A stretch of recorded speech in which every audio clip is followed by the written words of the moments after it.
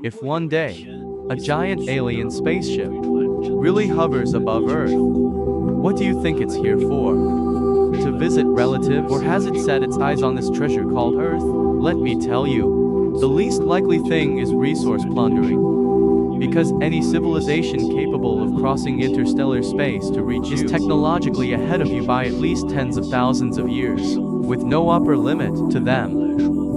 Earth's gold, water, and oil are utterly insignificant.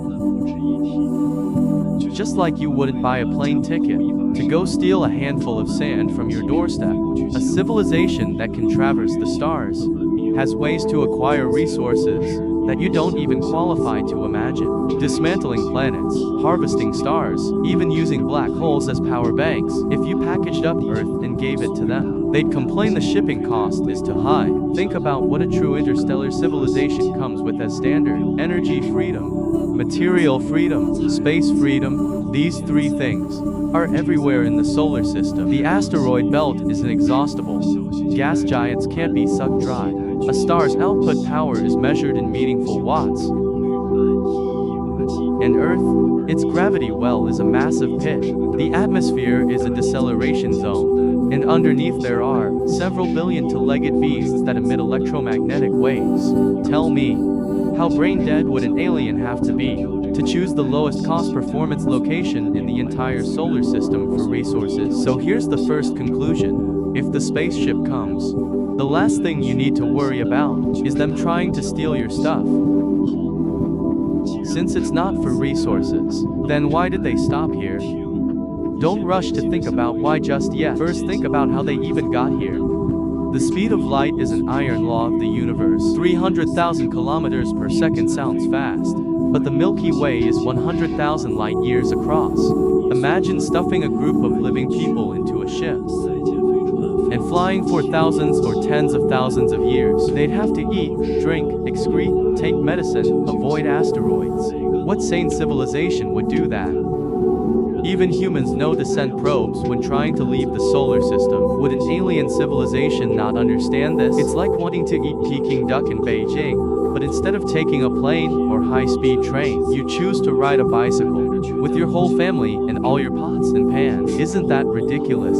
So truly advanced civilization wouldn't use something as primitive as crude spaceships. What they sent might be tiny probes, so small they're less noticeable than a grain of sand. You wouldn't even feel it drifting into your nostril. Or even more extreme, they don't need to come at all. They just send a piece of code to the solar system, slightly fine-tune the local gravitational field by a 10,000, change the atmospheric refractive index by a tiny bit. While you're scrolling on your phone at night, you suddenly feel gravity lighten by 0.01%. That's not your imagination. They're debugging your space-time.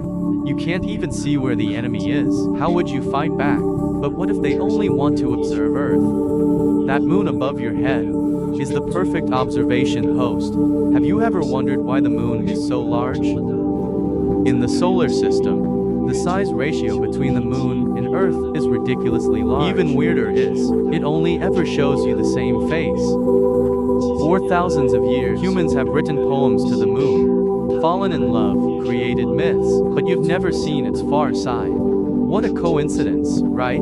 If I were an advanced civilization wanting to keep an eye on a species that just learned how to play with fire, the dumbest way would be to hang a giant ship in the sky, afraid you might miss it.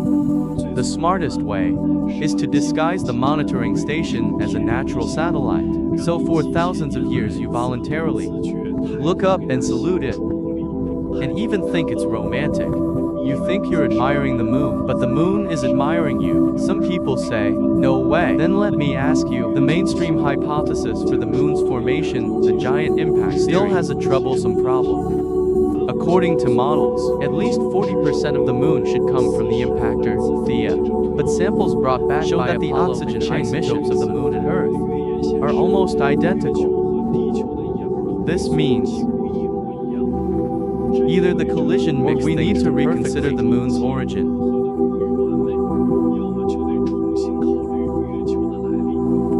I'm not saying there's definitely something inside it. I'm just reminding you of one thing. It's abnormally large, abnormally close, and only ever shows one side. You can't explain how it got here.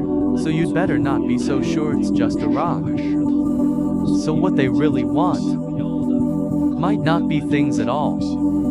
The universe is never short of resources. What it's short of is surprise.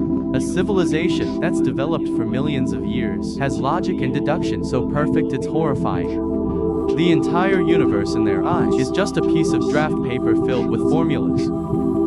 Until they discovered Earth, a bunch of carbon-based apes, who knowingly risk death to save others, cry for half the night over a single poem, and roll on the floor laughing at a pun. You call this primitive?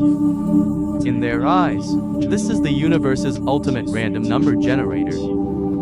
Those irrational, contradictory, completely illogical ripples of consciousness in your brain, that's the real rare commodity. More valuable than all the iron and nickel in the entire Milky Way combined. They cross the sea of stars, not to drain your water, but to download that chaotic yet brilliant electromagnetic in your brain in the second before you die.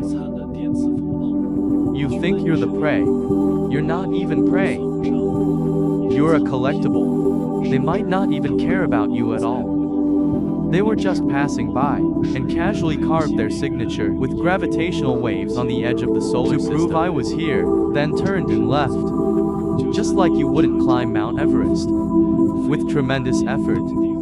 Plant a flag, take a photo, and then descend. While caring about whether the ants at the foot of the mountain are holding a meeting to discuss you. You wouldn't, neither would the aliens. At that moment, all the empires, wars, poems, and love stories in human history. Your first breakup. Your boss yelling at you. Your insomnia until AM last night. All compressed into a single line of code. Utterly insignificant on the cosmic scale. Our greatest shot has never been that aliens have arrived. It's finally being forced to admit that we were never the protagonists of the universe. We aren't even supporting characters. We're just an unremarkable pixel in the background of the universe. But on the other hand, there's nothing wrong with being a conscious pixel. At least we know that if that ship above us really comes, it probably isn't here to fight, nor to make friends. It was just passing by, and you just happened to look up.